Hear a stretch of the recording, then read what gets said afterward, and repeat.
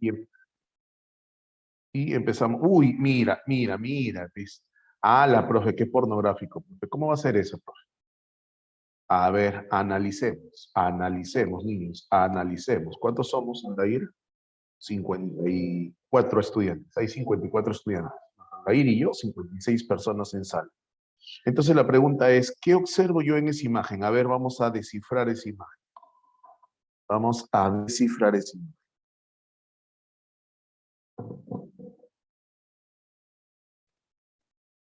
A ver, Priscila, Sebastián. Un hombre con múltiples posiciones. Muy bien, Marcia. ¿Alguien de ustedes tiene conocimiento? El hombre como centro de todo eso está bonito, Christopher. ¿Ah? El hombre como centro de todo eso está bonito. ¿Alguien de ustedes sabe que eso tiene nombre? ¿Ah? Eso tiene nombre. Tiene que ver con el propósito. Excelente, Francisco. Excelente, Francisco. Palmas virtuales para Francisco. Muy bien. El hombre de Vitruvio.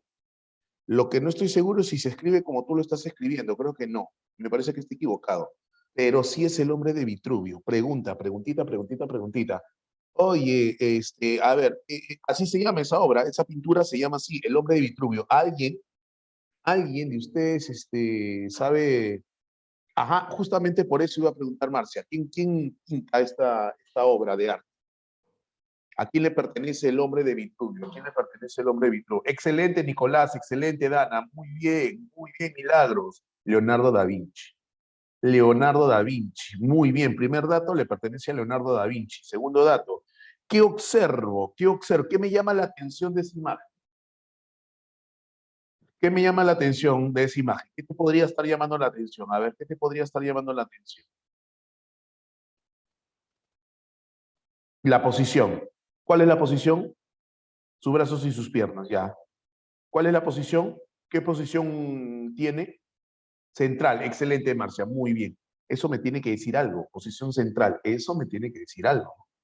Está dentro del círculo y del cuadrado. Perfecto, muy bien, es el centro. Muy bien, Milene, muy bien, excelente. ¿Qué más, qué más, qué más, qué más? ¿Algo más que te llame la atención? Sebastián, con, ¿qué significa con, Sebastián? Centro de todo, muy bien, el centro de todo. Perfecto, Sebastián, eso está chévere, eso está chévere. Algo más, una cosa más. Tres piernas, ¿cuál tres piernas, oye? ¿Cuál tres piernas?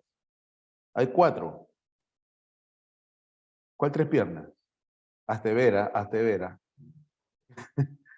¿Qué más? ¿Qué más? ¿Qué? El concentra el universo, la dirección de sus pies. Ah, quizás por ahí le dicen, pero ¿qué más? ¿Qué más? ¿Qué más? Oye, está a la vista, está a la vista.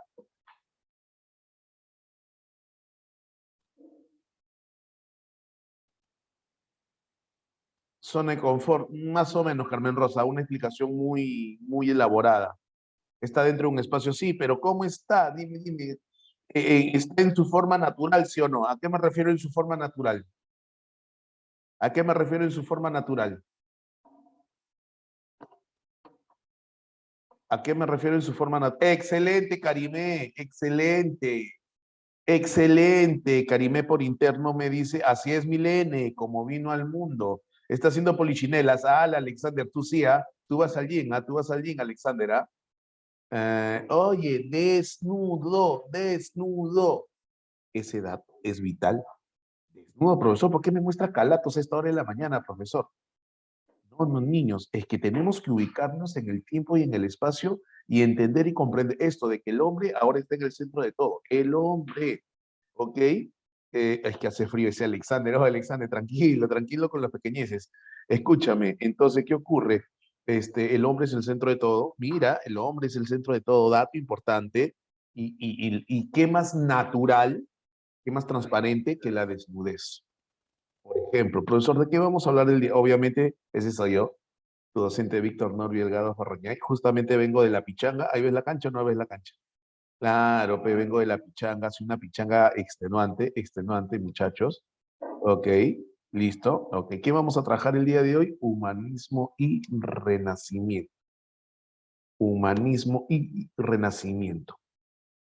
Gracias, Christopher. Gracias. Ok, humanismo y renacimiento. Es un movimiento cultural el humanismo y el renacimiento. Sin embargo, hay que entender cómo funciona el humanismo y el renacimiento. ¿Ok? Hay que entenderlo cómo funciona el humanismo y el renacimiento. Porque contribuye mucho al desarrollo del pensamiento filosófico. Entendamos lo siguiente, muchachos. La filosofía A ver, algo que debe quedar súper claro, ¿no? Lo que tú y yo estamos estudiando, ¿no? Lo que yo estoy tratando de enseñar, transmitir en todo caso, enseñar, no transmitir, lo que estoy tratando de transmitir es la historia de la filosofía. En realidad no estamos haciendo filosofía. El curso se debe llamar Historia de la Filosofía, ¿cierto?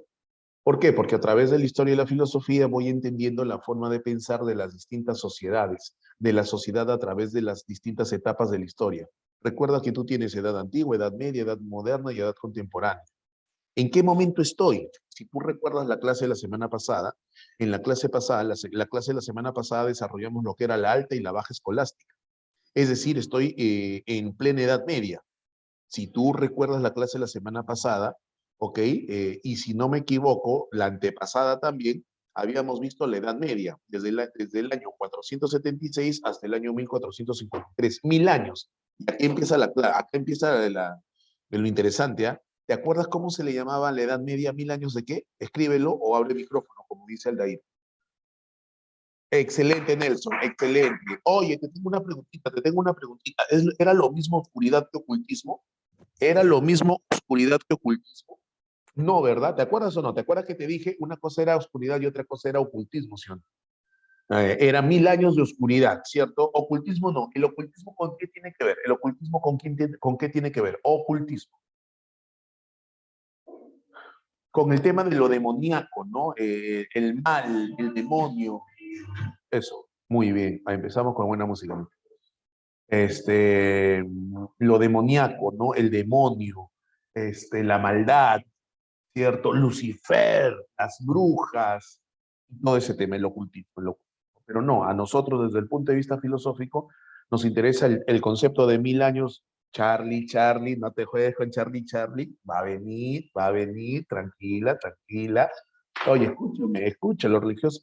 Eso, lo religioso retrasaba la ciencia y todo a eso me refería con 1000 años de oscuridad. El día de hoy, que no es tanto así, Marcia, no es tanto así. O sea, tampoco tenemos que ser muy drásticos y decir, la iglesia tiene la culpa de todo. Tampoco es así. Hay que analizar, hay que entender, hay que comprender algunas cosas. Entonces, ¿qué ocurre? Espérate, déjame ver esto. Ya, con esto voy a explicar, sí, con esto voy a explicar.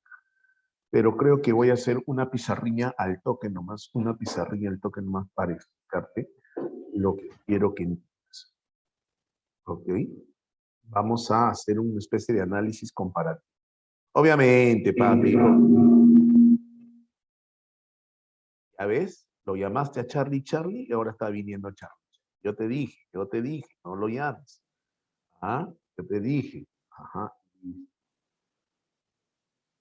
Eh, mira, mira,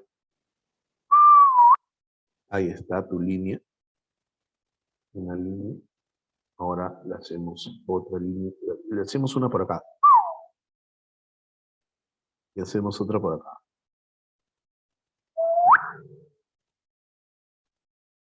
Ok, listo. Ahora, ¿qué hacemos? Hacemos lo siguiente. Nosotros vamos a colocar aquí el año de 476. DC. DC. ¿Cierto? Oye, oye, escúchame una cosita. Me tienes que responder, ¿ah? Aldair está mirando la clase, así que no lo decepciones, ¿ah? Dime, ¿qué ocurre en el 476 después de Cristo?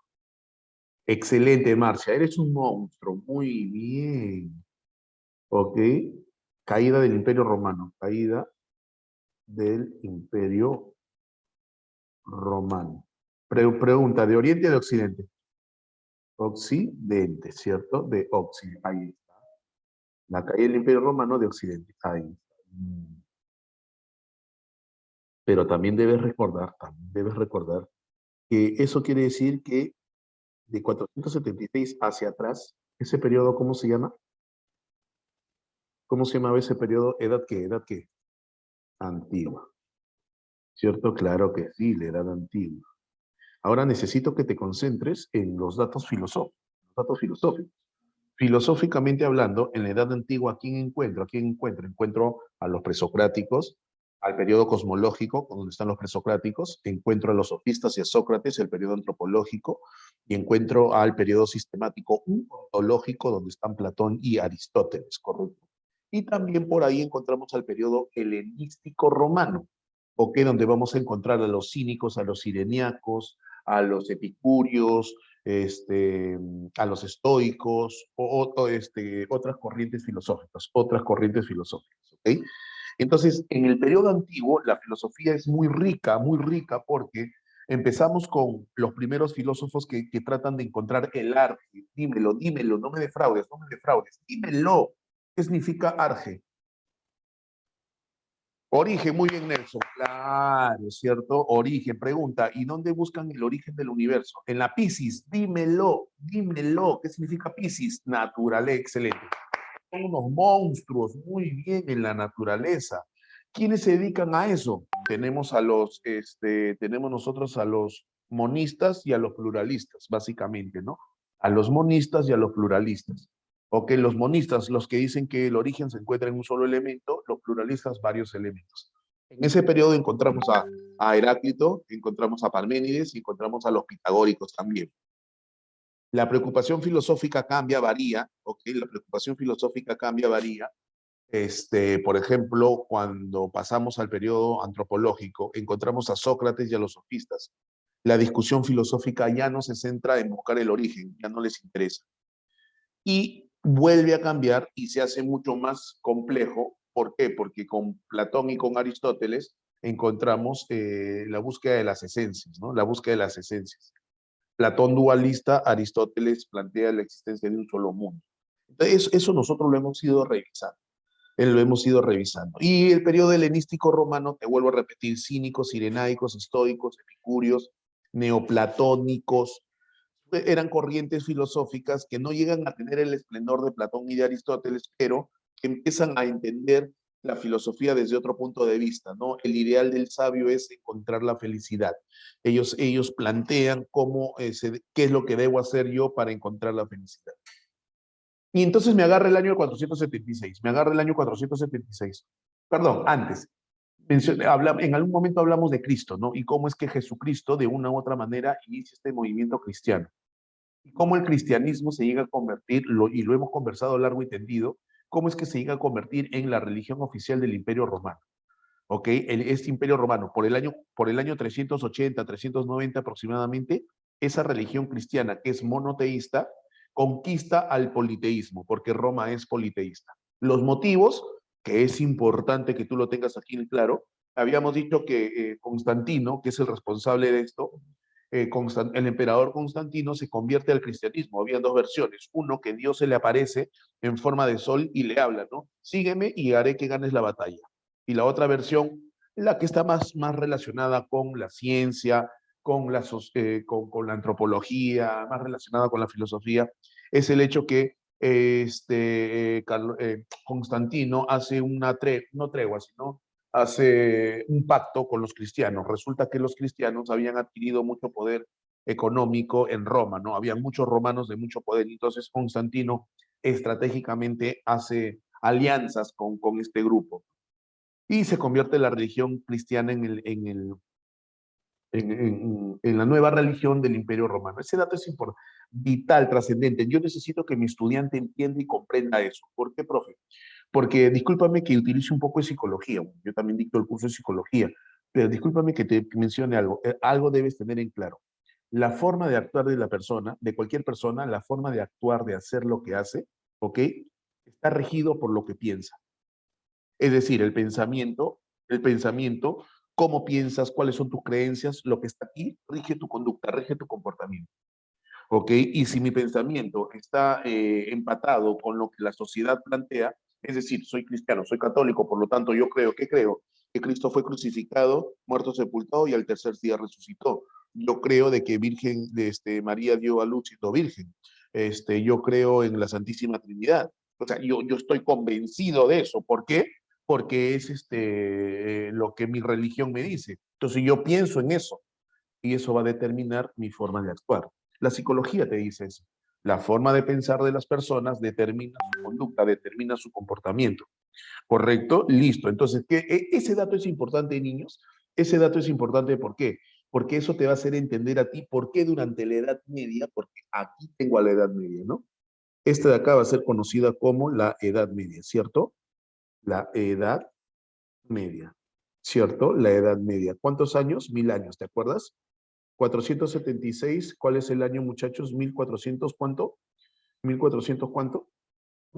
1453, ¿cierto? DC, nuevamente, DC, ¿cierto? Nuevamente DC. Sí, profe. ¿Por qué dice sí? Porque usted me ha dicho que diga sí. No sea así. Escú- Escúchame acá. Oye, ¿qué fue?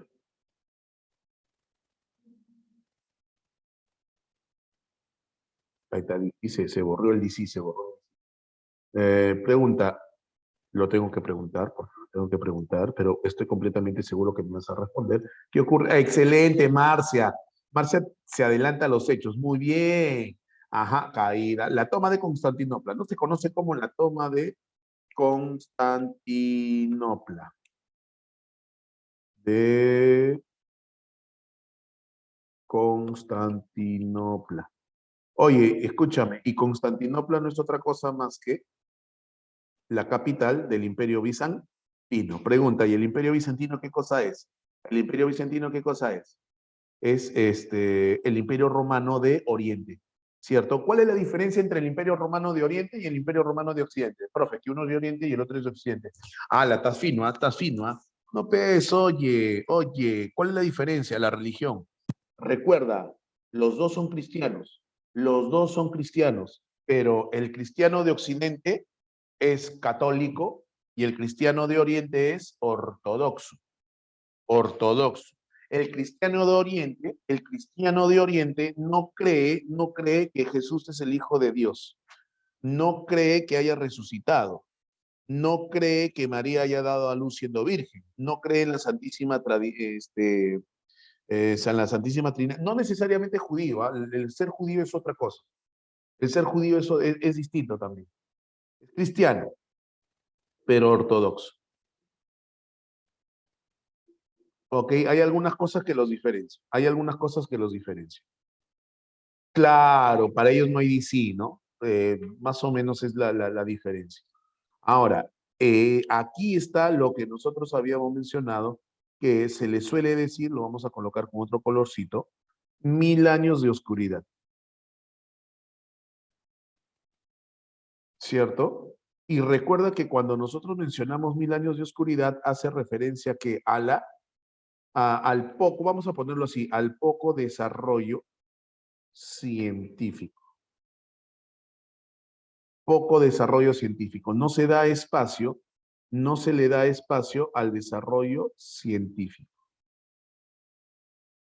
¿Ok? No se le va a dar espacio al desarrollo científico. ¿Correcto? No se le va a dar espacio al desarrollo científico. Oscurantismo, al oscurantismo. Entonces, poco desarrollo científico. ¿Ok? Poco desarrollo. O sea, no hay un gran... A diferencia, ahora, cuando nosotros hablamos de la Edad Media, ok, cuando nosotros hablamos de la Edad Media, lo vamos a poner acá también, nos estamos refiriendo a los países, bueno, a los reinos, no existían países, ¿no? Reinos europeos, reinos europeos. Recuerda que, ok, recuerda que, ok, por favor, recuerda que quien cae es Occidente y se divide. Cae, ¿por qué? Por las invasiones bárbaras, las invasiones bárbaras. Entonces, las invasiones bárbaras hacen que se divida, ¿no? Alsacia, Lorena, por ahí Francia, los normandos, Inglaterra, se van dividiendo, se van dividiendo. Entonces, la historia de la Edad Media es la historia de los reinos europeos. Aquí, desde el punto de vista filosófico, voy a encontrar, ok, desde el punto de vista filosófico, igual lo voy a colocar para que usted recuerde, voy a encontrar a los apologetas, que se conversó de los apologetas, ok, que está más o menos entre finalizando la Edad Antigua e iniciando la Edad Media, los apologetas. Por aquí voy a encontrar a la patrística, y recuerda que patrística Y recuerda que la patrística, su máximo representante es el señor San Agustín de Hipona. ¿Ok? Y en toda la Edad Media, ¿no? Desde el siglo VIII hasta el siglo XV, la escolástica.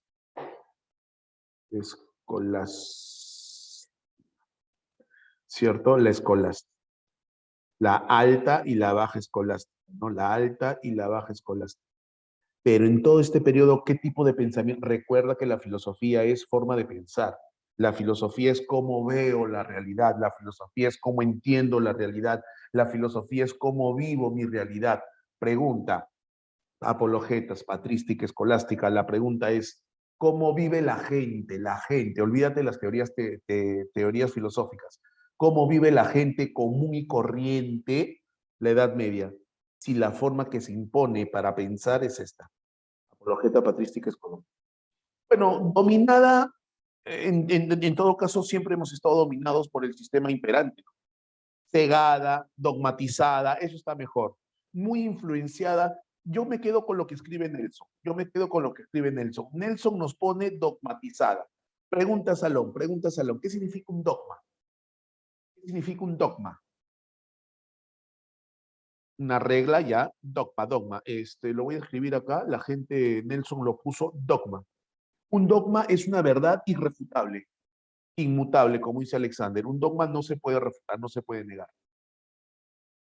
Y aquí el dogma, ¿cuál es? El dogma católico, pues el dogma católico. O sea, cualquiera, y este dato es importante, cualquiera que vaya en contra del dogma, entonces será separado, sancionado y en ocasiones, recuerda que llegamos al extremo, funeado, hacia Alexander será funeado, ¿cierto? Pero el extremo, ¿cuál es? El extremo, ¿cuál es? El extremo, ¿cuál es?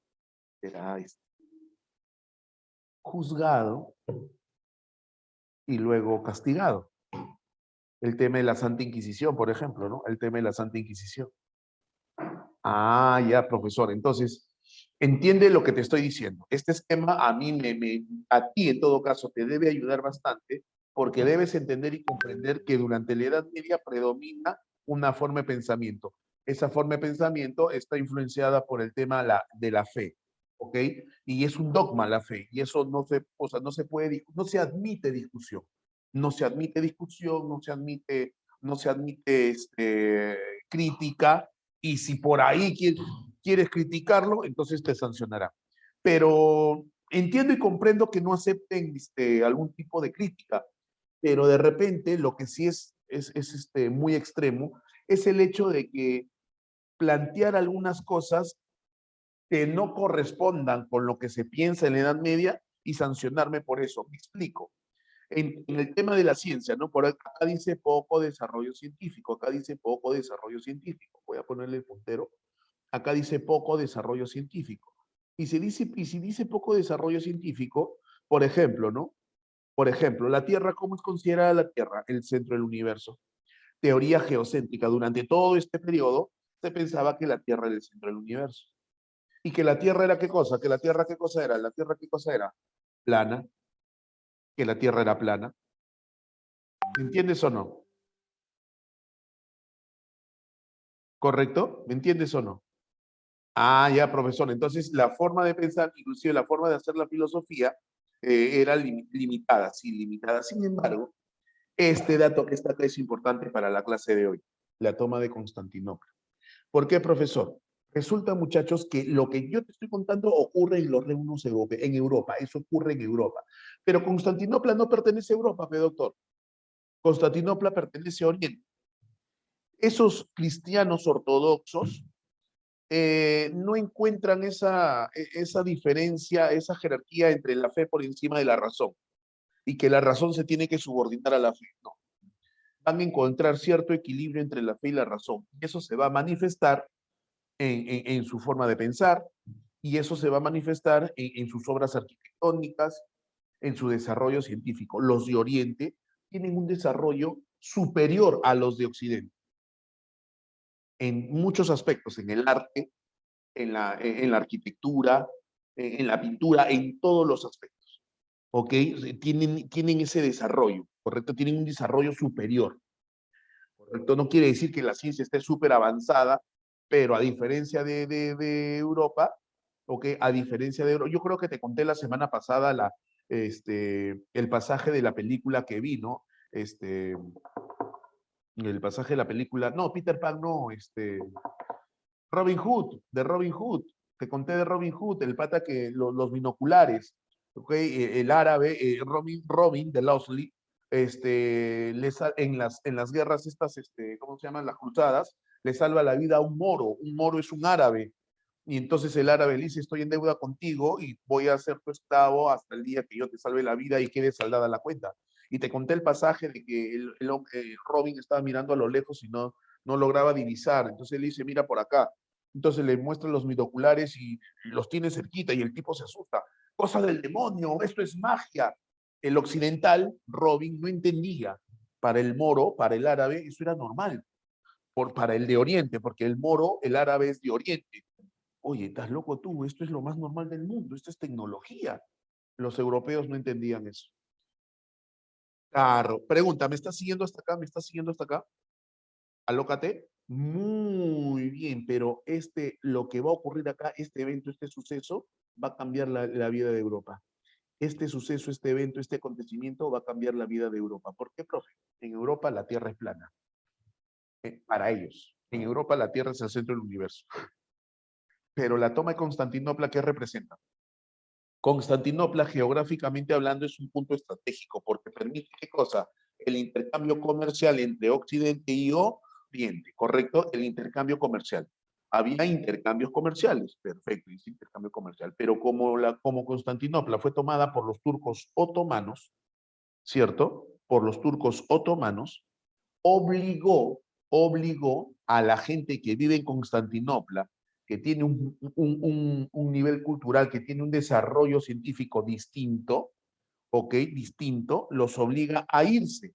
¿Por qué? Porque los turcos otomanos son musulmanes, los de Constantinopla son cristianos, ortodoxos, pero cristianos, y los otros son musulmanes, creen en Alá, ¿cómo se llama? En su profeta Mahoma, ¿cierto? Ah, profesor, piensan, o sea, tienen distintas religiones, sí. Creen en el Corán, muy bien, Emily, muy bien, en el Corán. Entonces, ¿qué ocurre? Que al invadir, al tomar Constantinopla, los turcos otomanos imponen su religión, ¿ok? Y los otros, patitas, ¿para qué te quiero? Se van. Entonces hay una migración. ¿A dónde se van los de Constantinopla? La gente de Constantinopla, ¿a dónde se va? A Europa. Se va a Europa. Pero antes de pasar a eso, me gustaría profundizar en este tema. Toman Constantinopla, ya no hay comercio con Oriente y los de Occidente que necesitan la pimienta, que necesitan la canela, que necesitan la seda, dicen, ¿y ahora qué hacemos? ¿Qué hacemos? ¿Qué hacemos? Los de Occidente. ¿Qué hacemos? Pregunta. ¿Y qué hacen? Buscan nuevas rutas. Excelente, Nelson. Buscan nuevas rutas. Y por ahí encontramos al señor Cristóbal Colón, ¿no? Cristóforo Columbo. ¿Cierto? Y entonces, ¿qué pasa con Colón? ¿Qué pasa con Colón? Que él dice que llega a la India, pero llegó a las Américas. Pues. Mira, este evento, este suceso, cómo es que la toma de Constantinopla determinó nuestra historia también. Nos encontraron, nos encontraron entre comillas. Hay un documental que sale en National Geographic que en realidad los españoles y los portugueses no fueron los primeros en llegar. Los primeros en llegar a América fueron los vikingos.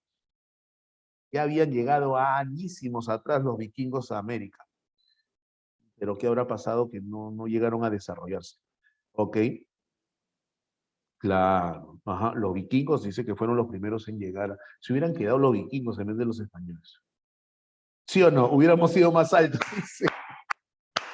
Así como Thor, ¿no? Gringos, con más guapos. ¡Hala! ¿Qué tal la autoestima? ¿Qué tal la autoestima? ¡Hala! ¡Qué daño! Anderson levantó la manito. Dímelo, dímelo.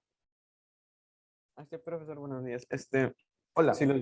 Buenos días. Si los vikingos hubieran llegado, ¿por qué? Bueno, no se le dio el reconocimiento a ellos, sino a Colón como el primer descubridor de América.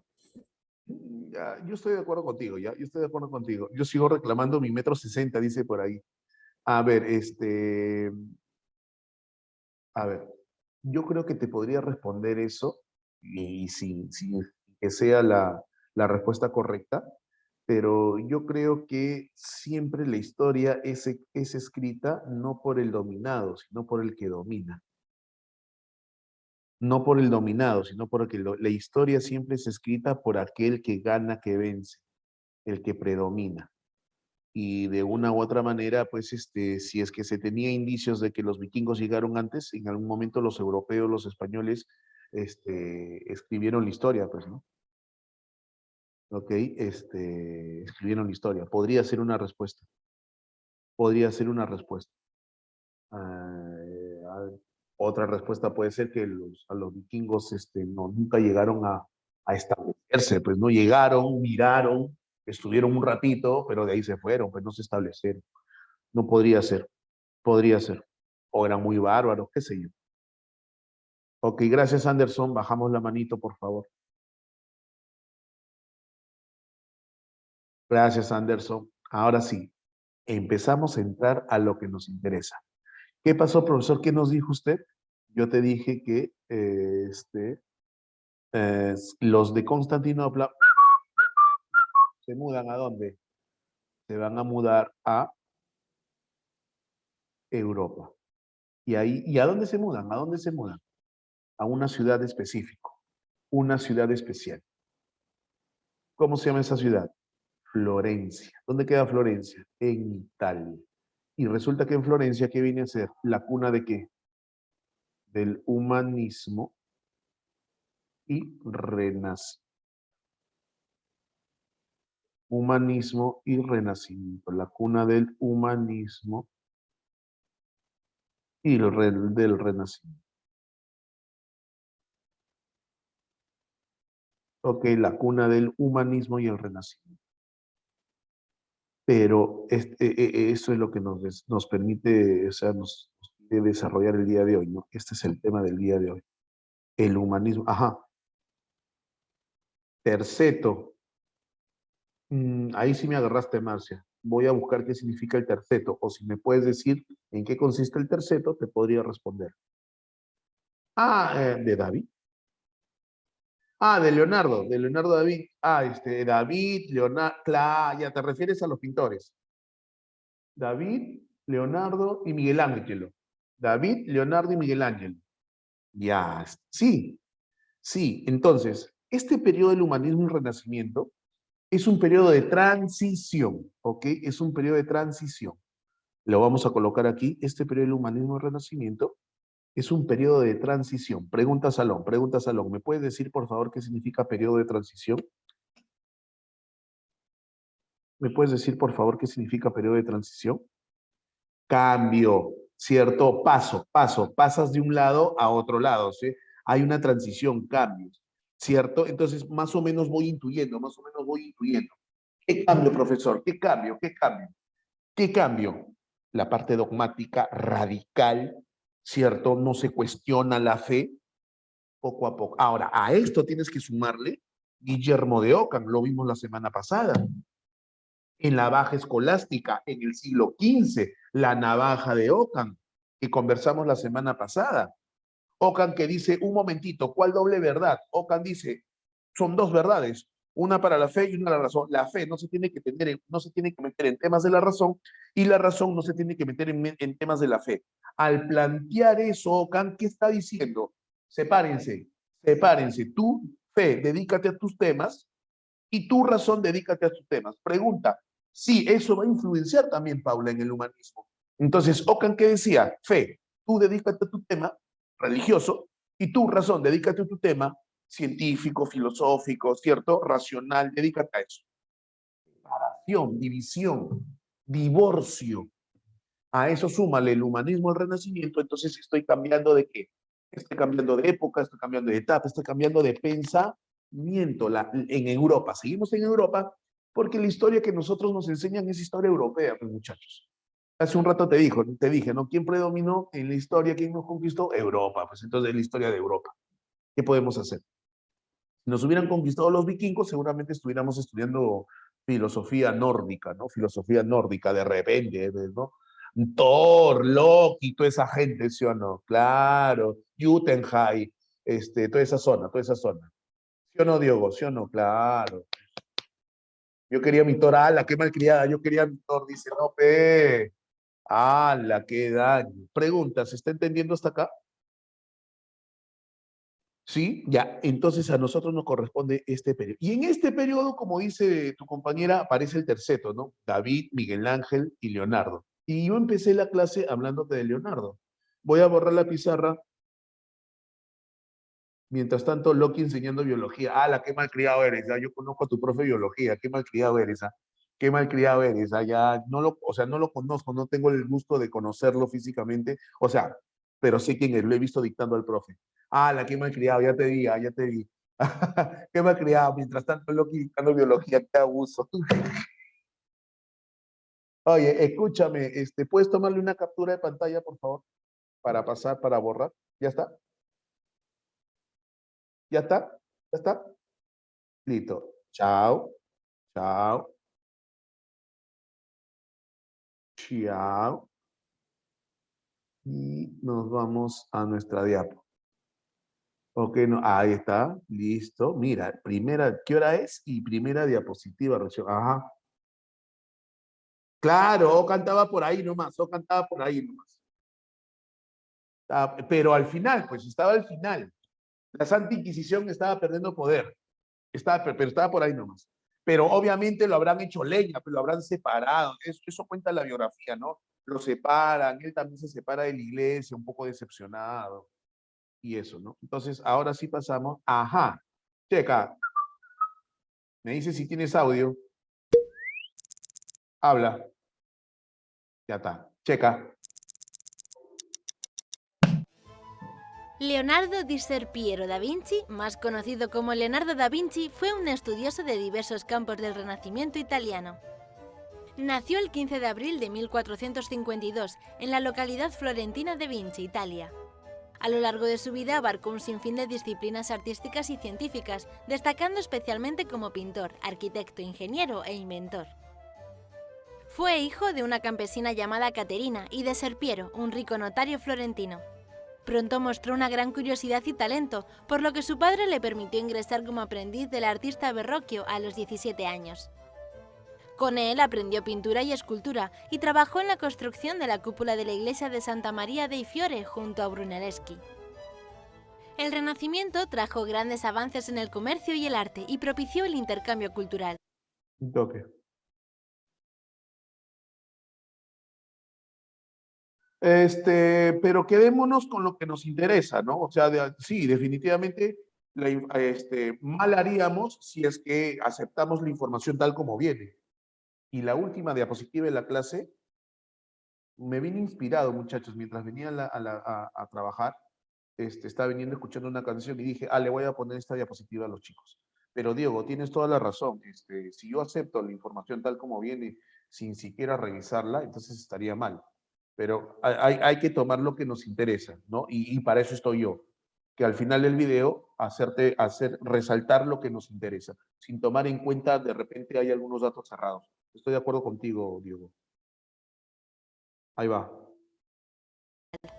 Ya como aprendiz, Da Vinci introdujo la pintura al óleo, una técnica proveniente de los Países Bajos que permitía un mayor control en el espesor de la pintura, y que empleó en La adoración de los magos, su primera gran obra. Tras formarse en un amplio abanico de técnicas y haber superado a su maestro, decidió buscar nuevos retos. En 1482 marcha a Milán y se presenta ante su duque y mecenas Ludovico Sforza. Bajo su protección realizó proyectos sobre hidráulica, mecánica y arquitectura, así como algunas obras pictóricas. Por aquel entonces, una nueva ola de peste negra asoló Europa. Convencido de que la suciedad y el hacinamiento solo empeoraba el escenario, hizo planos para la canalización de los ríos, demostrando profundas nociones de arquitectura e ingeniería. En 1483 fue contratado para realizar una pintura para la iglesia de San Francisco, la famosa Virgen de las Rocas. En ella incorporó una nueva e innovadora técnica, el esfumato. Esta consistía en multiplicar las capas de pintura para conseguir contornos más imprecisos, logrando un efecto de mayor profundidad. Más tarde volvería a utilizarlo en uno de los cuadros más famosos de la historia, la Gioconda, conocida popularmente como la Mona Lisa. Gracias al esfumato logró crear un efecto óptico en el que la sonrisa de la protagonista parece desvanecerse cuando la miramos fijamente. Esta particularidad ha fascinado a generaciones durante siglos, creando todo un halo de misterio a su alrededor. Pero no solo la pintura ocupó su tiempo. En 1494 participó en la ilustración de la obra La Divina Proporzione, del matemático Luca Pacioli. Sus rigurosos dibujos lo convirtieron en el creador de la ilustración científica moderna. De hecho, algunos de ellos todavía se siguen estudiando hoy en día, como el famoso Hombre de Vitruvio. En el año 1498, Leonardo finalizó otra de sus grandes obras, el mural de la Última Cena, una escena bíblica en la que Jesús comparte mesa con los 12 apóstoles antes de ser traicionado por Judas. Rápidamente se convirtió en una pintura icónica, haciendo que cientos de artistas de todo el continente acudiesen a contemplarla. Fue pintada directamente sobre la pared, y para la escena Da Vinci se alejó de la composición clásica y trató de humanizar a los personajes, algo que resultó ciertamente revolucionario en el contexto religioso de la época. Hacia el año 1500, las tropas francesas conquistaron el ducado de Milán y Leonardo decidió trasladarse a Venecia. Su pasión por la ciencia era cada vez mayor. Asistía a disecciones de cadáveres para después elaborar ilustraciones en las que describía la estructura y el funcionamiento del cuerpo humano como nadie había hecho hasta el momento. Unos años más tarde, el gobernador de Milán le ofreció el cargo de arquitecto y pintor de la corte. Allí ideó para él un castillo y ejecutó bocetos para el oratorio de Santa María la Fontana. Sin embargo, se quedaron en meros proyectos, al igual que muchas de sus obras. Una nueva época de inestabilidad política lo obligó a abandonar la ciudad. Esta vez se fue a Roma y en el Vaticano vivió una etapa tranquila bajo las directrices del Papa León X. Dibujó mapas e ideó una gran residencia para los Medici, pero cada vez recibía menos encargos, que iban a parar a manos de otros artistas de la época. Tras la muerte de su protector y profundamente decepcionado, dejó Italia para pasar sus últimos años de vida en el Palacio de Clou, en Francia. El rey francés le concedió un gran respeto y vivió más como un miembro de la nobleza que como un empleado. Su salud fue deteriorándose poco a poco hasta su muerte, el 2 de mayo de 1519, a los 67 años. Legó todas sus pertenencias a su alumno Francesco Melzi, que retornó a Italia copias de manuscritos y dibujos de incalculable valor. Sin duda, Leonardo da Vinci fue un genio adelantado a su tiempo, cuya influencia aún sigue presente 500 años después de su muerte.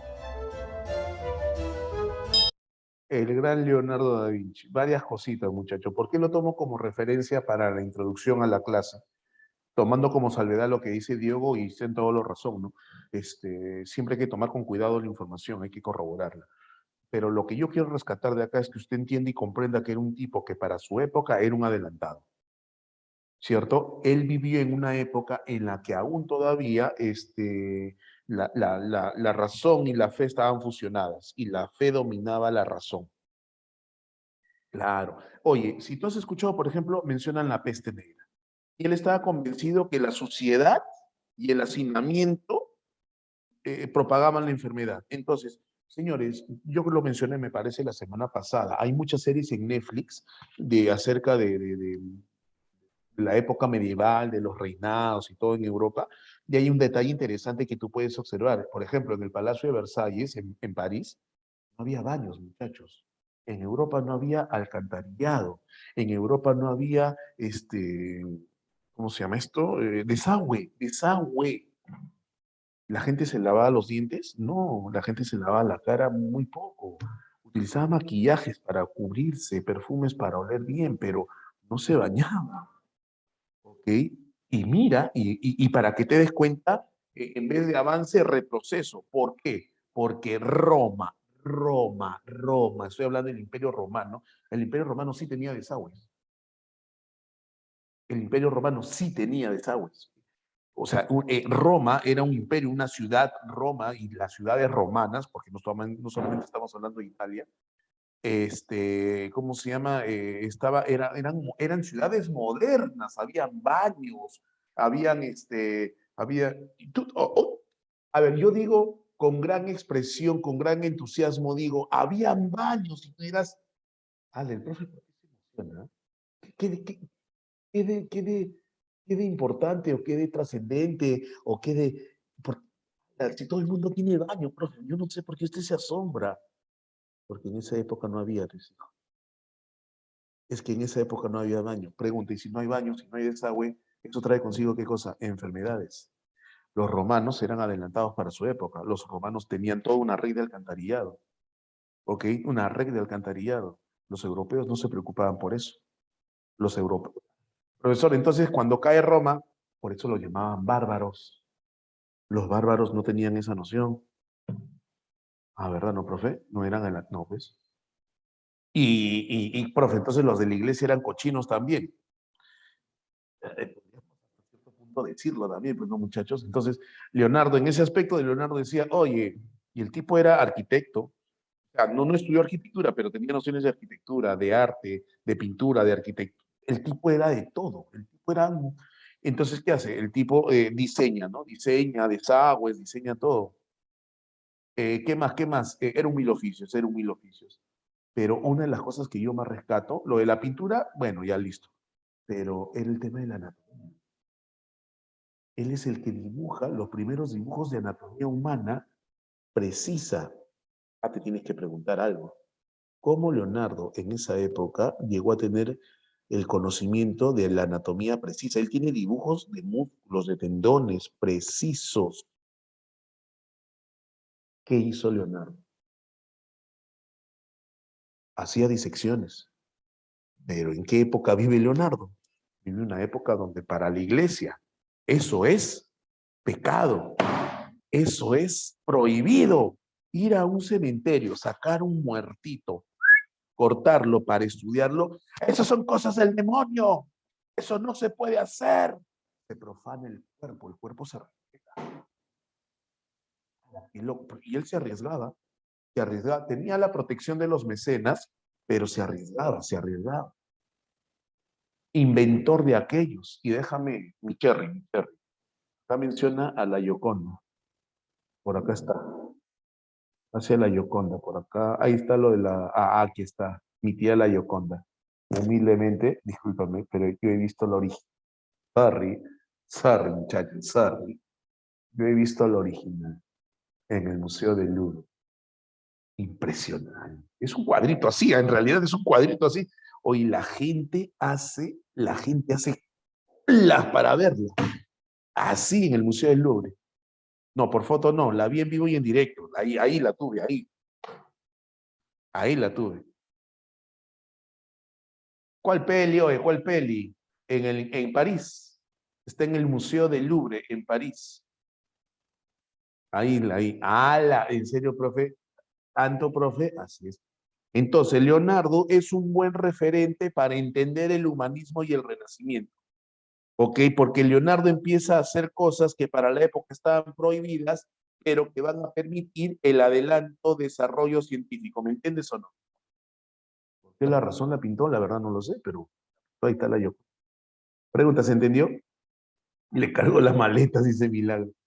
Oye, ¿se entendió? Entonces, Leonardo es un buen ejemplo para tomarlo como referencia. Ah, ya, profesor. Entonces, ya, chao, Leonardo. Ah, entonces, mira, esto resume lo que te estoy diciendo. 1453, toma de Constantinopla, ¿no? 1789, Revolución Moderna, Revolución Francesa, Edad Moderna, Revolución Francesa. Entonces, entre el siglo XIV y el siglo XVI, ¿ok?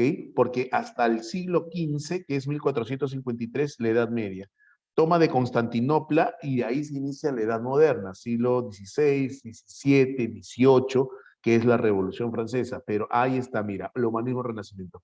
Es el periodo de tránsito. Es el periodo de tránsito. Háblame, ¿el periodo de qué? De tránsito, ¿qué? Claro. Ahí tú lo ves, mira, con efectos especiales y todo. Ahí está. ¿Me entiendes o no? Es el periodo de transición. Pregunta, ¿se está entendiendo, niños? ¿Se está entendiendo? Listo. Ajá, humanismo y renacimiento. No es lo mismo, ¿ah? No es lo mismo. ¿Qué se entiende por humanismo? ¿Qué se entiende por renacimiento? El humanismo básicamente es un movimiento intelectual. Hay renacimiento en literatura, en pintura, en arquitectura. Pero lo cierto es que dice ahí, que se da entre los siglos XIV y XV, que rompe con las tradiciones de la filosofía escolástica. Esto, o sea, a leer mi estudiante ahorita ya debe entender a qué se refiere. Le hemos hecho toda una explicación y mi estudiante aquí en su mente, en su cerebro, ya sabe procesar eso. Ya entiende ya. Si hay un cambio, no se rompe, se distancia, se divorcia. ¿De quién? De la escolástica. ¿Qué representa la escolástica? El pensamiento dogmático de la iglesia. Entonces se empieza a romper. Pero el nombre el nombre es muy sugestivo. El nombre es muy sugestivo. Dice, el nombre es muy sugestivo. Dice, humanismo. ¿Quién es el centro? El hombre humano, el ser humano. ¿Por qué, profesor? ¿Por qué pone tanto énfasis? Porque en la Edad Media, ¿quién era el centro de todo? Te creo, te creo. ¿Quién es el centro de todo? Te creo, te creo. El hombre. No, en la Edad Media, Dios. Claro. En la Edad Media es Dios y obviamente la manifestación de Dios en la tierra, la iglesia, pues, ¿no? ¿Por qué crees que tiene tanto poder? Entonces, la iglesia es la representación de Dios en la tierra. Los curas, los papas, esos son los que tienen gran poder, pues, ¿no? ¿Verdad, no, profe? Sí, ahora no, ahora hablamos de los... Pero ¿qué hombre, profesor? ¿Qué hombre? Cualquier hombre, el hombre en sí. Ahora, eso no quiere decir que Dios no exista, que se conviertan en ateos, no, no. Simplemente revalorizar la figura humana, tal como se hizo en la cultura griega. Van a tomar como referencia la cultura griega. El Renacimiento, dice, fue el fruto de la difusión de las ideas del humanismo, que determinan una nueva concepción del hombre. Renacer, y ese renacer toma como punto de partida la filosofía griega, la cultura griega, el mundo griego. Ese va a ser el modelo, ese va a ser el modelo. El mundo griego, también el romano, pero básicamente el mundo griego. Humanismo, permíteme colocar esto por aquí.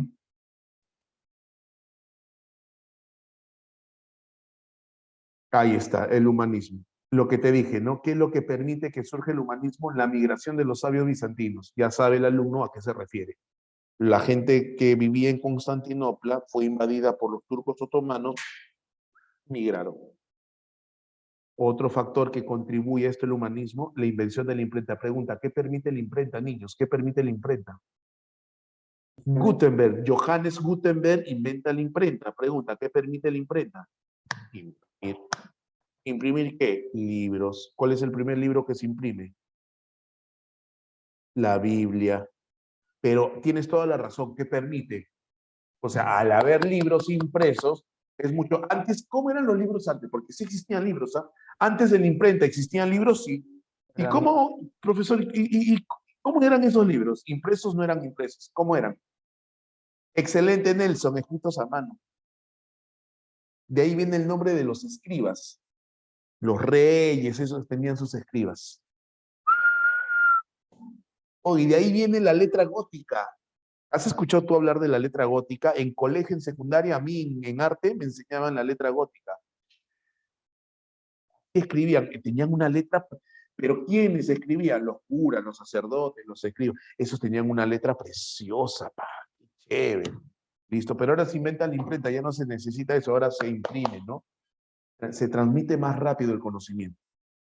Ah, la Rose, lo siento, yo sí tuve arte en mi colegio. Tuve arte, formación laboral, yo sí. Entonces la imprenta, importantísima la imprenta. La acción de los mecenas. ¿Quiénes son los mecenas? Yo puro receso, ¿no? La acción de los mecenas, me dijo pobre otra vez. Yo, Ingrid, yo te he dicho pobre. Oh, yo soy de Colegio Nacional, ¿qué pasa? Mi colegio es colegio de policías y el colegio de policías es nacional. Por si acaso, ¿ah? Por si acaso. No, emblemático no. En mi época no había colegios emblemáticos. Acción de los mecenas.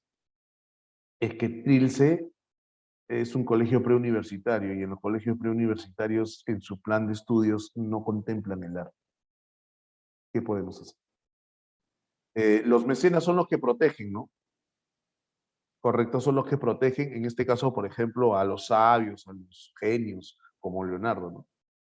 Y que ya se había dado en la escolástica la creación de universidades y de escuelas. Humanismo, retorno a la sabiduría clásica, como te decía, retorno a la sabiduría clásica. Hay un retorno a la sabiduría clásica. Interés por lo antiguo, por lo clásico, bajo un enfoque filológico, o sea, de origen. Vamos a ver. Ya está.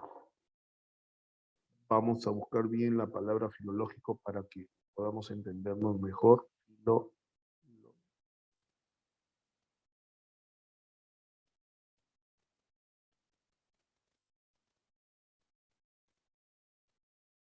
Relacionado a la filosofía, comentario filológico es desde el punto de vista filosófico, bajo un enfoque filosófico, ¿ok? Filológico quiere decir, ajá, esa es la letra gótica.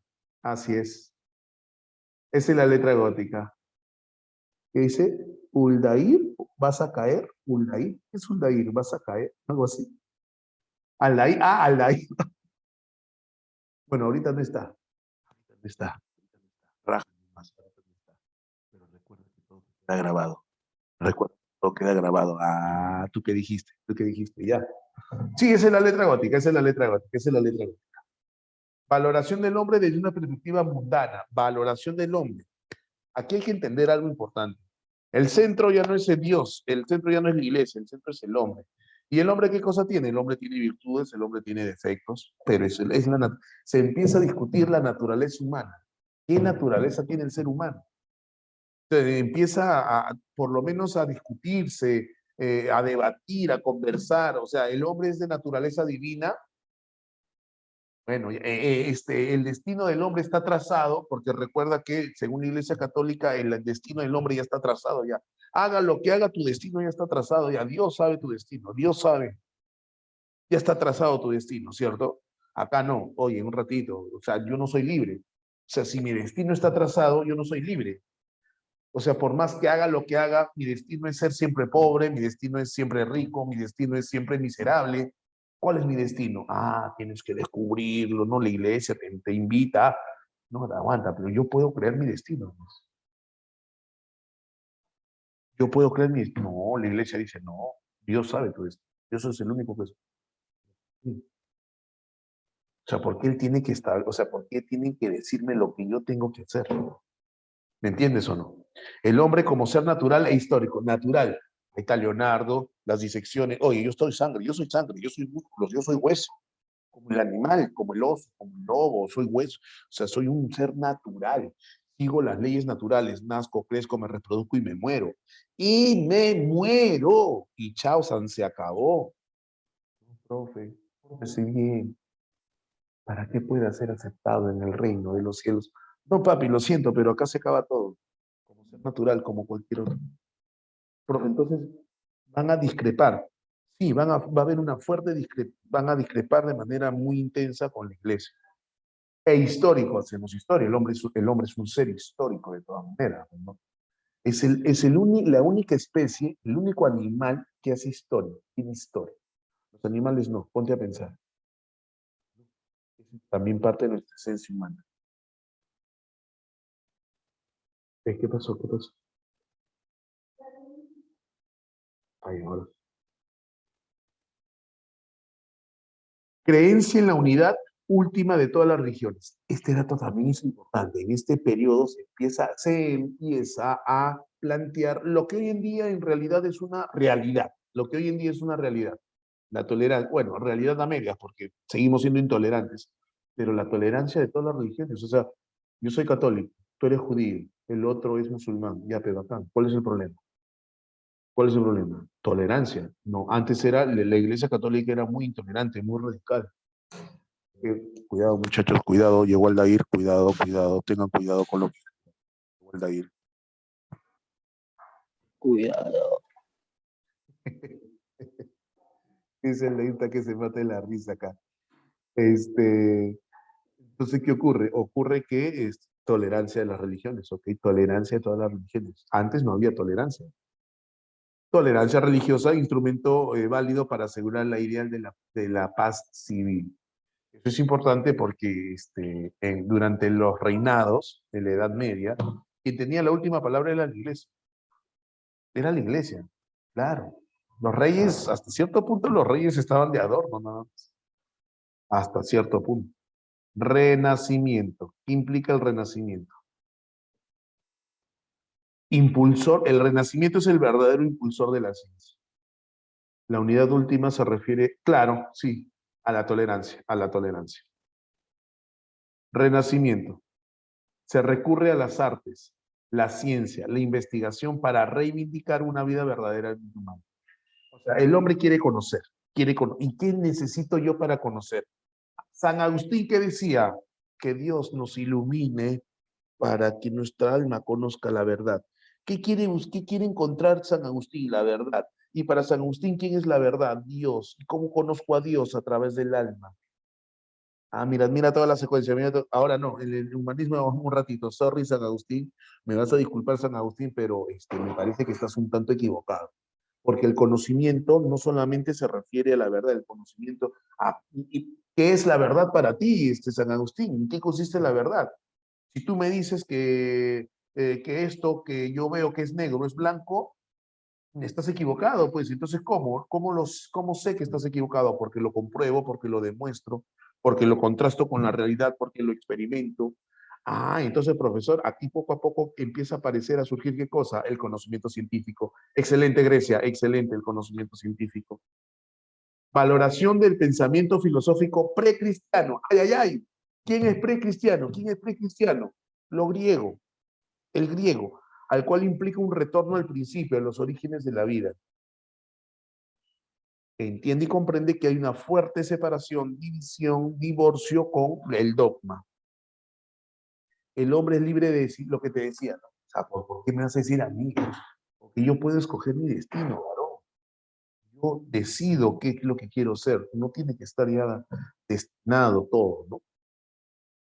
Renacimiento, influencias del Renacimiento. ¿Quién influye en el Renacimiento? ¿Qué vamos a encontrar acá? Creo que San Agustín tenía razón, pero de cierta forma no dejó de ser eso.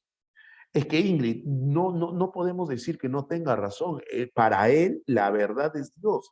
Y está bien, pues. ¿Cuál es el problema? Está bien. Si para mí, pero una buena pregunta es, ¿qué es la verdad para ti? Entonces, San Agustín, de repente, la verdad es lo único real, lo único que existe, y quien existe es Dios. Y está bien. Pero no así necesariamente lo piensa un científico.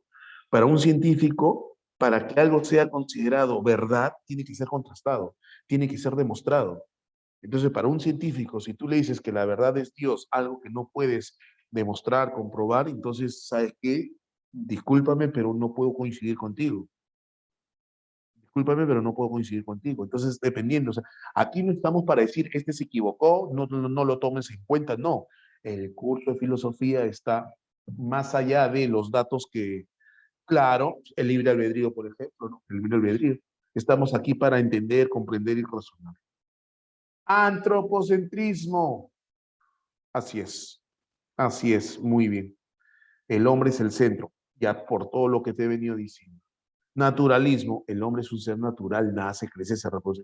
Cumple las leyes naturales en el hombre. O sea, ¿qué de especial tiene el hombre? Es que es la máxima creación de Dios, por eso es especial. Un ratito, pero después de eso, ¿qué más? Popperismo, te refieres a Karl Popper, pero Karl Popper ya es edad contemporánea, amigo Wilson. Karl Popper ya es edad contemporánea. Ajá, influencia pitagórica, influencia platónica, matematización de la naturaleza y el desarrollo del método experimental, influencia aristotélica, influencia pitagórica. ¿Acaso Pitágoras no hablaba de orden basado en los números? La importancia en las matemáticas. ¿Acaso Aristóteles no es el que planteaba el experimentar? La filosofía aristotélica va a contribuir mucho en el desarrollo de la ciencia. Y espíritu de un ser libre, de un ser humano que se quede inserto en la naturaleza y en la historia. Son algunas de las características del Renacimiento. Ajá, mira. Si te muestro esa imagen, ¿qué te quiero decir con esa imagen? ¿Qué te quiero decir con esa imagen? Pregunta, ¿me estoy refiriendo al humanismo, al Renacimiento o a la Edad Media? Háblame. San Agustín, Edad Media, claro, ¿no? Ilumina el conocimiento, la luz. Ah, ya, excelente, mis alumnos. Ah, pero mira, oye, ¿qué fue, profe? Ah, otro calato, profe, otro calato. ¿Qué? ¿Por qué cambia eso, profesor? ¿Qué pasó? ¿Qué pasó? Ah, Aparece el Renacimiento, muchachos, aparece el Renacimiento, el humanismo. ¿Y por qué tanto calato? ¿Por qué tanto? Empieza la clase con el calato y ahora otro calato. ¿Qué más hermoso que el cuerpo humano? ¿Qué más natural? Hablamos del naturalismo. Natural, tal como somos. Pregunta, ¿y nosotros nacimos vestidos? No. ¿Qué más natural que la desnudez? Ay, no, profesor, usted enseña cochinadas. Lo voy a acusar con Aldair porque usted enseña cochinadas, profesor. ¿Cómo va a estar mostrando un calato? ¿Quién le quiere ver esas cosas a él, a ese calato? Yo no quiero, profesor, por si acaso. ¿Qué más natural que el hombre desnudo? Tanto el hombre como la mujer. Piensa conmigo, piensa conmigo. Durante la Edad Media, el arte de la Edad Media, arte de la Edad Media, arte, pinturas, esculturas, arte de la Edad Media. Pregunta, ¿encuentras algún calato, algún desnudo? No. Tú tienes la respuesta. Tú tienes la respuesta. Dime por qué.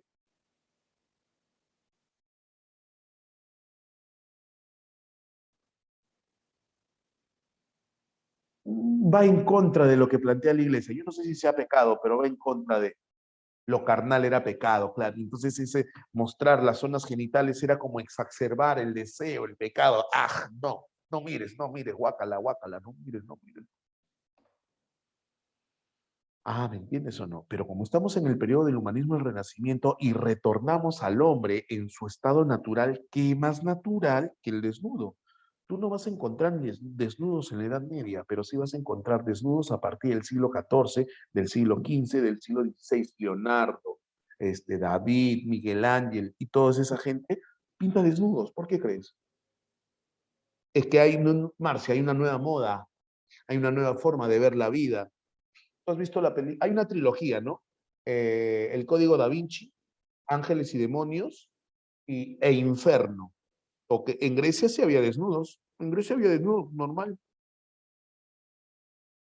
Ok, me parece que en Ángeles y Demonios, me parece que en Ángeles y Demonios, en Ángeles de Dan Brown, en Ángeles y hay un pasaje que justamente hace referencia a esto.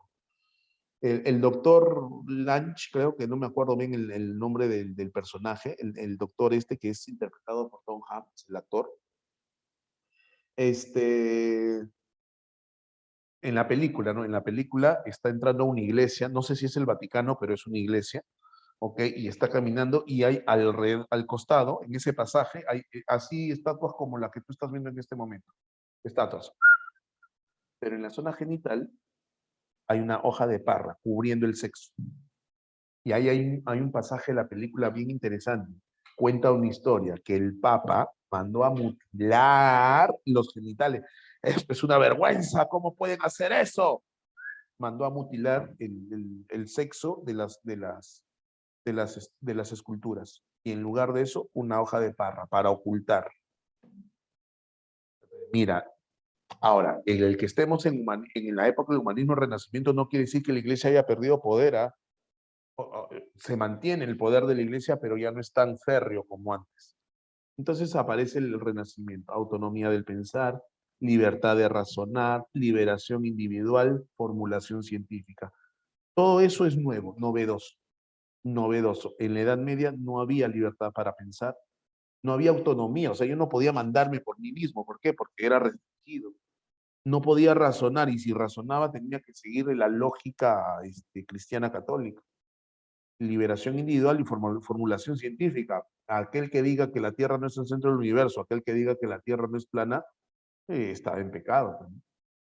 Entonces aparecen, pues muchachos, lo que se conoce los filósofos de la naturaleza. Los filósofos de la naturaleza. ¿Ok? ¿Y quiénes son los filósofos de la naturaleza? Básicamente tres. Nicolás de Cusa, Giordano Bruno y Nicolás Copérnico. Ah, Galileo Galilei, perdón. Galileo Galilei. Y Galileo Galilei. Entonces, aquí es donde es tranquilo, Bruno. Aquí es donde nosotros vamos a ver el aporte de estas personas para la filosofía y a su vez su aporte para el desarrollo científico. De los tres que tú ves en pantalla, uno fue quemado vivo por la Inquisición en una plaza italiana. De los tres, uno fue quemado vivo. El otro fue llevado a juicio y se salvó por un pelito. Uno fue quemado vivo por la Inquisición. De esos tres, ¿quién fue quemado vivo por la Inquisición? No, Galileo Galileo es el que se salvó por un pelito. Giordano Bruno es el que fue quemado vivo por la... ¿Por qué, profe? ¿Qué tal intolerantes? Sí, pues había mucha intolerancia. A ver, profe, empecemos por Nicolás de Cusa. Mira, 1401, 1464. 1401, 1464.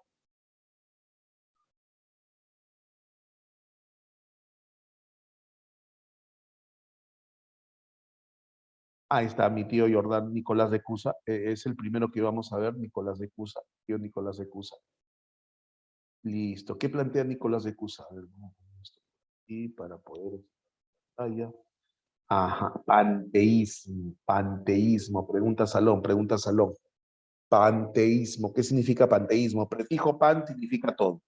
Prefijo pan significa todo. Teísmo, teo, Dios.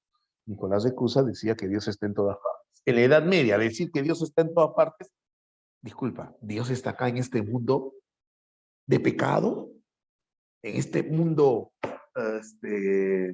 donde predomina el egoísmo, donde predomina la soberbia. ¿Cómo vas a pensar tú que Dios está acá? Estás loco. En la Edad Media era así. Dios está en el reino de los cielos. ¿Qué se va a juntar Dios con nosotros, pecadores?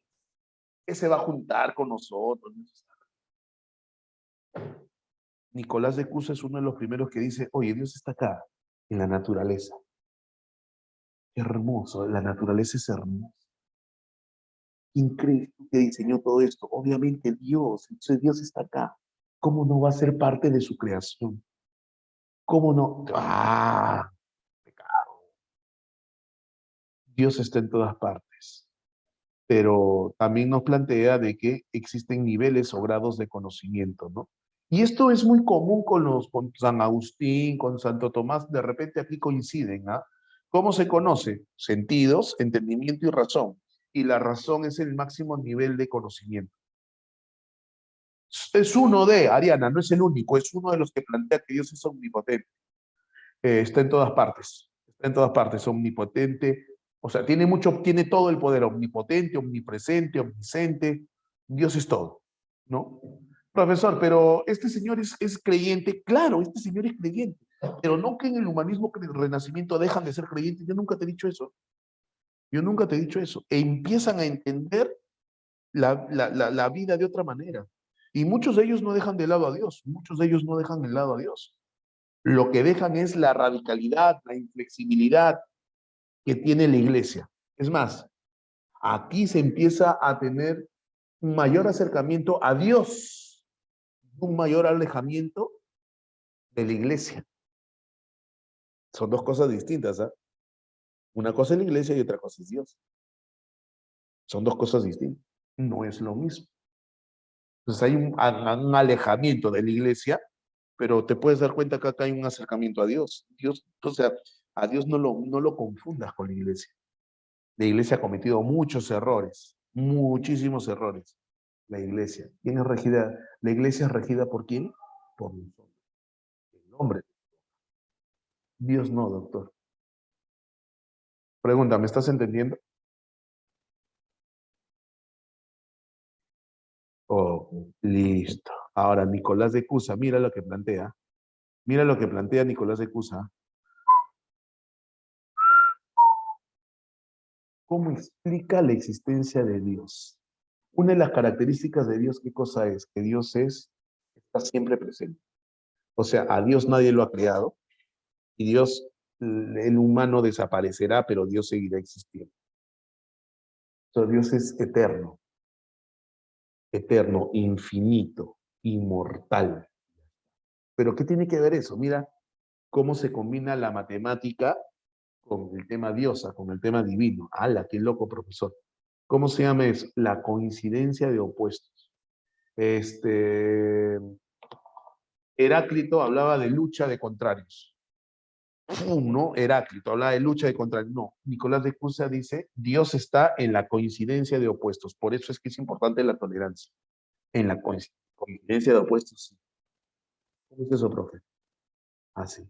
Yo te hago una pregunta. Déjame buscar acá. Listo, aquí está. Lo ponemos por aquí. Oh, la pregunta es, obviamente que este es un círculo, ¿no? Un círculo.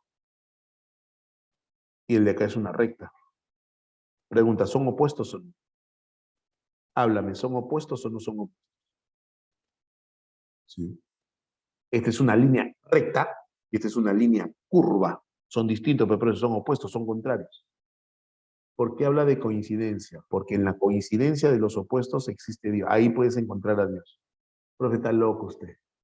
Pregunta, ¿un círculo puede llegar a ser una recta?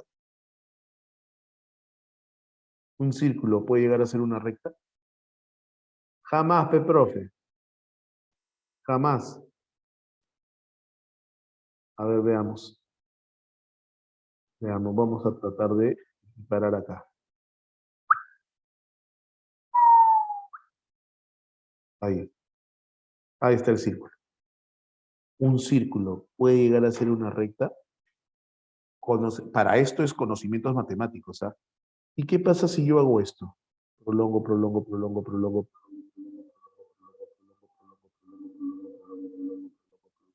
Profe, ¿hasta dónde va a prolongar? Hasta el infinito. Prolongo. Lo sigo prolongando. Mira.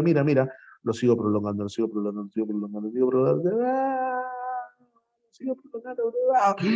¡No! Profe, ¿en serio? Profe, el círculo. Ahí está el círculo. Ahí está el círculo. Ahí está el círculo. No. Profe. Uy, el círculo. Lo prolongo. No. Ah, qué locazo, profesor.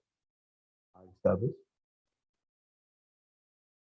¡Pecado! ¿Cuál pecado? Y es la demostración de que en la coincidencia de opuestos se demuestra Dios. Dios es infinito.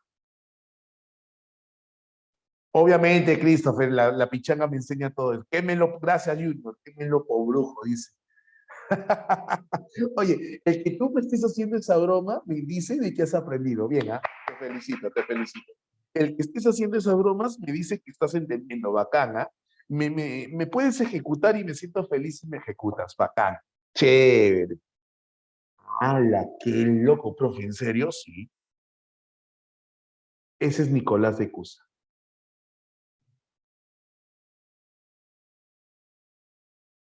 ¿Qué pasó? Oh, Nicolás. Ahí está. Ahora, ¿quién viene? ¿Qué cosa, Paula? ¿Qué quieres qué quieres que repita, Paula?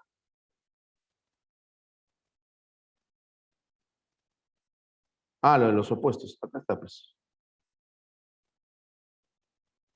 Lo de los opuestos.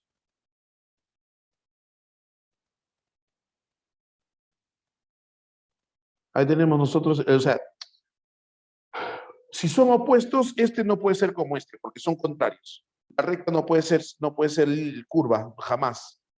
No, porque uno es una recta y el otro es curvo. ¿Cómo van a ser iguales? Jamás serán iguales. Pero hay una explicación matemática, racional, lógica, que si tú prolongas al círculo, lo prolongas al círculo hasta el infinito. En el infinito se coinciden. Coincide lo curvo con la línea, que no, supuestamente que no coinciden. Entonces, en los opuestos encuentras a Dios, tolerancia. ¿Se entendió?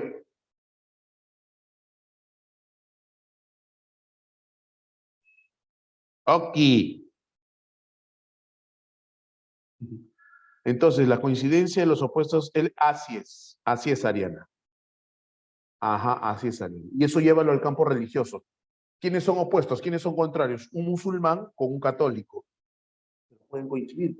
Están hablando de lo mismo, están hablando de Dios. Este lo llama Dios, este lo llama Alá, pero en el fondo es lo mismo. Bruno, uy, mi causa Brunito, ¿qué va a pasar con Bruno? Oye, a Bruno, panteísmo, este más radical que Cusa, más radical. Dios está en todas partes. Infinitud del universo. Esto va en contra de la teoría aristotélica. En contra de la teoría aristotélica. ¿Por qué? Porque Aristóteles, ¿qué decía? Aristóteles decía que el universo limitado. El universo es como una esfera. Entonces dice, no, el universo es infinito. Que en esa época alguien diga que el universo es infinito, la gente no lo aceptaba, no entendía lo que decía, no entendía. Rechaza el heliocentrismo. O sea, no solamente rechaza el geocentrismo, sino también el heliocentrismo. El geocentrismo va a ser superado por el heliocentrismo. Geocentrismo, la Tierra es el centro del universo. Heliocentrismo, no, no es la Tierra, es el Sol. Él dice, ni la Tierra ni el Sol. Si el universo es infinito, entonces ¿cuál será su centro? Pues, agárrate, papi. ¿A qué se refiere? A ver, te creo, te creo. ¿Ah? Afirma la existencia de otros mundos. Si habla de mundos, mundos que existen seres ahí. Gran influencia para el desarrollo de la posterior astronomía. ¿A qué se refiere, papi? ¿A quién se refiere? Existen otros mundos, otros planetas, otros mundos. O sea, no solamente eso, Leandro. Muy bien, vida extraterrestre, papá. A la tierra. Namekusai existe. Nameku existe. Claro. Obviamente adelantado. Los aliens, sí. O sea, ¿por qué ser tan egocéntricos de pensar que somos los únicos en el universo? Oh, colmán. No de manera directa, Junior, pero. Ajá. Claro, veía mucho Goku, claro, Freezer, toda esa gente. Ahí está, fue quemado vivo por la Inquisición, por chistoso. Eres chistoso, te quemamos. Ahí está, ¿qué decía Aristóteles? Aristóteles decía, el universo es una esfera, el centro del universo es la Tierra, la Luna, el Sol y los planetas giran alrededor de la Tierra.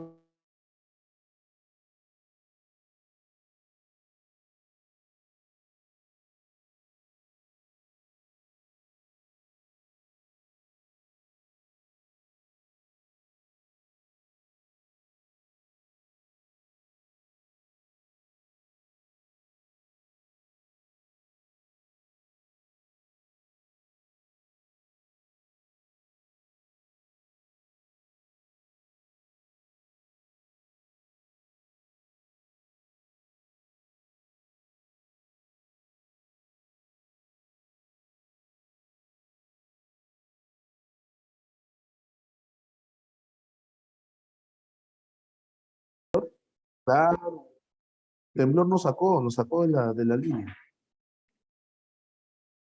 ¿Ok? Entonces ahí está. Entonces Aristóteles pensaba así. Aristóteles pensaba de esa manera. ¿Correcto? Listo. ¿Qué decía Giordano Bruno? Giordano Bruno dice, no, pues estás loco. Rechaza el geocentrismo y el heliocentrismo. Galileo decía que la Tierra gira sobre su propio eje y alrededor del Sol. Oye, eso le costó a Galileo. Eso le costó a Galileo. Oh, tú estás loco, ¿qué tiene? Y lo llevaron a juicio. Y lo llevaron a juicio. Lo llevaron a, oh, tú estás loco, ¿qué tienes? Lo llevaron a juicio, muchachos. Bueno, fue largo el proceso de Galileo, ¿ya? Pero hay una famosa frase al final, porque él tuvo que retractarse. Sus abogados le dijeron, retráctate o si no te mueres. Retráctate o si no te mueres. Y él tuvo que retractarse y hay una famosa frase que se le atribuye. En realidad no sabemos si lo dijo o no lo dijo, pero hay una frase que se le atribuye que dice, y al retirarse del juicio dice, y sin embargo se mueve. ¿No? Que la Tierra se mueve, dice, oye, mira la forma de pensar de esa época, ¿ve? El jurado. ¿Quién era el jurado? Curas, qué sé yo, ¿no? Que supuestamente también tenían nociones de cierto conocimiento, pero siempre sesgados por la fe. La Tierra se mueve. Oye, tú estás loco, ¿qué tienes? A ver que se mueva. A ver, haz que se mueva. Oye, no se mueve, mira. Pero para entender que la Tierra se mueve, pregunta, ¿necesito ver? No, necesitas entender y comprender algunos fenómenos. Y además hay una demostración matemática. La gente no entendía eso. Pregunta, ¿me estás entendiendo? considerado el padre del método científico, considerado el padre del método científico. Ahí te algunas características.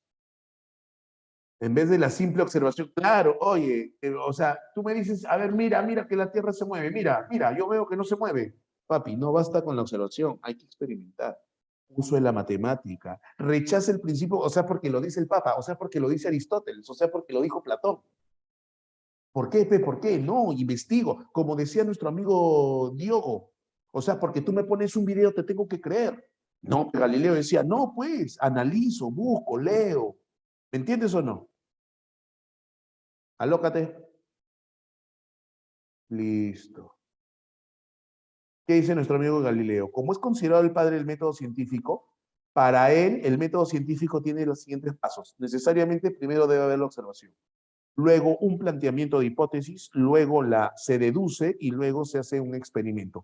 Estos son los pasos del método científico para él, por eso es considerado. O sea, esos son los pasos que él seguía. ¿Ok? Que él seguía. No, Wilson, eso viene después. Eso viene después, Wilson. Eso viene después. No estamos en Descartes, Wilson. No estamos en Descartes. Entonces, para Galileo es observar primero, plantear una hipótesis, y el alumno debe saber lo que es una hipótesis, que es una probable respuesta al problema planteado, se deduce y se experimenta. Ajá, influencia aristotélica durante toda la Edad Media, principalmente en la época de la escolástica, ¿no? Recuerda que los filósofos árabes son los que llevan la influencia aristotélica o los libros aristotélicos a Europa. Entonces, ¿qué decía? Ajá, la Tierra es el centro del universo, influencia aristotélica. Ajá, la luna gira alrededor, el solcito gira y la Tierra gira, ¿sí o no? ¿Qué tal? ¿Qué tal mis efectos? Otra cosita, ¿sí o no? ¿Qué tal mis efectos? Ahí está, oye, geocéntrica, teoría geocéntrica. Ah, ya, profe. Así se pensaba, siglo VI, siglo VII, siglo VIII, siglo IX, siglo X. Esa forma de pensar, encima la Tierra es plana, Ah, tienes razón, sorry. Ala, yo no sé si estás siendo cachoso, Christopher, pero ahí estoy. Ajá, ahí está, mira. Ah, profesor, ¿y qué pasó? Aparece Copérnico, aparece Galileo, y dicen, no, está loco. Teoría heliocéntrica. ¿Quiénes giran alrededor del Sol? Los planetas, ¿no? Ahí está la Tierra, los planetas. Ahí está, teoría heliocéntrica. Mira. Ala, profe, es otro level, profe. Ah, claro, todo por ti, Son todo lo que tengo que hacer por ti. Ala, qué loco, profesor, qué chévere. Ah. Las dos teorías son rechazadas por Galileo. No. Nicolás de Cusa es el que rechaza el heliocentrismo. Giordano Bruno es el que rechaza el heliocentrismo. Galileo, Copérnico plantean la teoría heliocéntrica, que tampoco es la correcta, pero es comparada con la anterior, la geocéntrica, era la teoría de moda. ¿Qué más matemática, más astronomía, profesor? Claro. Pregunta, ¿en esta época ya existía la astronomía? Los pininos de la astronomía, se va dejando de lado la astrología, se deja de lado la astrología y empieza la astronomía, se deja de lado la alquimia y empieza la química. Hermano, profe, claro, pues muchachos. Entonces, mira cómo giran, ¿de forma que circular. Claro, circular. Los planetas, ya sea el centro del universo, la Tierra, o el centro del universo, el Sol, todo gira en forma circular. Aparece un señor llamado Johannes Kepler. Johannes Kepler dice, falso. Los planetas giran en forma elíptica, movimiento elíptico. ¿Quién lo plantea? Johannes Kepler. Con demostración matemática, racional, lógica. Cada vez la razón se separa más de la fe. La fe no entiende eso. Años atrás había dicho Guillermo de Ockham, fe, dedícate a lo tuyo, fe. Tú no vas a entender la razón. Tú no vas a entender a la fe. Sepárense. Y eso va a permitir el desarrollo científico. Pregunta, ¿me estás entendiendo hasta acá? Ya, profe. Se acabaron los filósofos de la naturaleza, pero el humanismo y el renacimiento también incursiona en la sociedad, en la política. una nueva forma de ver. Pregunta, ¿quiénes gobernaban al rey? Y al rey, como el rey es de origen divino, ¿no? Los reyes se creían, entonces se podría decir que el universo gira como si fuesen electrones. Yo creo que estás en lo correcto, ¿ah? La luna gira sobre la Tierra, la Tierra gira alrededor del Sol y el Sol gira sobre la Vía Láctea. Ajá, así es, tienes toda la razón, sí. Milene, para la ciencia sí.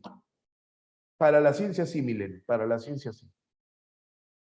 Oye, pero entonces el humanismo y el renacimiento también incursiona en la política, en la sociedad. ¿Por qué? Porque el rey es de origen, el rey es de origen divino.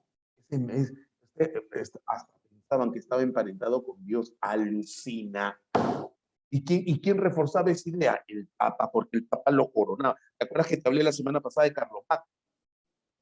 Carlomagno, que fue coronado. A partir de ahí, la tradición de que el Papa corona al rey. Alucina, mira cómo se... Y el rey era el gran señor feudal. El sistema político que predominaba, ¿cuál era? El feudalismo. Pero era un sistema político que favorecía a las personas. ¿No? Entonces, profesor, empieza a haber cuestiones políticas que desarrollar. Nicolás de Maquiavelo, Tomás Moro y Thomas Hobbes. Y Thomas Hobbes. Ajá, que incursionan también en el tema de la política. Maquiavelo. Profe, el que dijo el fin justifica los medios. Falso, nunca dijo eso. No se tiene referencia de, o sea, no hay un escrito que diga eso. Nicolás de Maquiavelo escribe es representante del realismo político. Esta teoría empieza a cambiar la forma de entender la sociedad y la política. El realismo político, ¿no? Hay que ser realista, doctor. Dice hay que ser realista. Él escribe un libro que se llama El Príncipe, inspirado en un príncipe italiano, César Borgia, inspirado en César Borgia. En este libro es un libro que hace un análisis psicológico de cómo debe ser un gobernante. En primer lugar, lo que debe buscar un gobernante, mira pantalla, por favor, mira pantalla, voy a poner el puntero.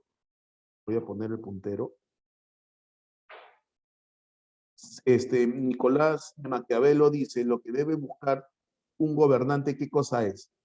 ¿Cuál es el objetivo de todo gobernante? El bienestar de los ciudadanos, el bienestar, la seguridad. Eso es lo que el gobernante debe tener en su cabeza. Si para garantizar eso cometo actos indebidos, actos inmorales, estos estarán justificados. Si debo mentir, miente. Si debo sobornar, soborna. Si debo cometer actos indebidos, hazlo, siempre y cuando el fin último sea el bienestar, la seguridad de los ciudadanos.